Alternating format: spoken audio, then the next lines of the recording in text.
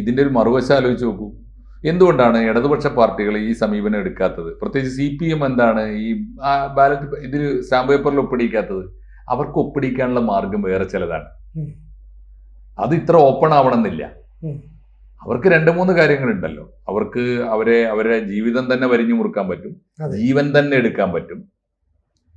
അത്തരത്തിലുള്ള ഒരു ഫാസിസ്റ്റ് മുറകൾ അവരുടെ കയ്യിലുള്ളത് കൊണ്ടാണ് അവർക്ക് വോട്ട് സ്റ്റാമ്പ് പേപ്പറിൽ ഒപ്പിടിക്കേണ്ടി വരാത്തത്. പരസ്യമാകുന്നും ചെയ്തില്ല, പരസ്യമായി സർക്കിളിൽ മാത്രം നിൽക്കും, അവരുടെ ജീവിതം അവസാനിപ്പിക്കും, അല്ലെങ്കിൽ അവരുടെ ജീവൻ എടുക്കും. അങ്ങനെയൊക്കെയുള്ള ഒരു ആക്രാമകമായ മാർഗങ്ങൾ അവരുടെ കയ്യിലുള്ളത് കൊണ്ടാണ് അവർക്ക് ഇത് വേണ്ടാത്തത്. ഇപ്പോഴും കണ്ണൂർ ജില്ലയിൽ 4 പേരെ കണ്ട് എതിരില്ലാത്ത അത് ഇതിനോട് ജനാധിപത്യ സംവിധാനത്തിൽ എങ്ങനെയാണ് ന്യായമല്ല. അത്രയും വലിയൊരു സ്വാധീനം ഒന്നും ഇന്നത്തെ കാലത്ത് ഒരു പഞ്ചായത്തിലും ഒരു കാരണവശാലും, പ്രത്യേകിച്ച് കണ്ണൂരിലെ ജനപ്രതിനിധികളെ കുറിച്ചൊന്നും ഇങ്ങനെ സർവ്വസമ്മതരായ ജനപ്രതിനിധികളൊന്നും എവിടെയുമില്ല.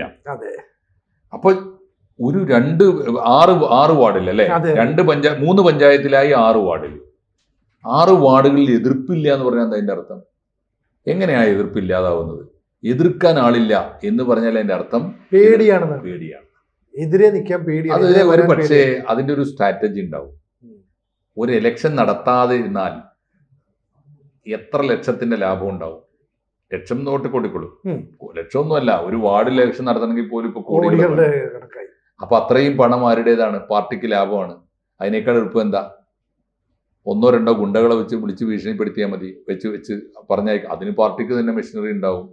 അപ്പൊ ആളുകളെ ഒരു കാര്യം, നമുക്ക് കോൺഗ്രസ് ഇങ്ങനെ പ്രത്യക്ഷത്തിൽ ഈ സ്റ്റാമ്പ് പേപ്പറുമായിട്ടേ ചെല്ലുന്നുള്ളൂ, മാഷാ അല്ലാ ബോർഡുമായിട്ട് ചെല്ലുന്നില്ല.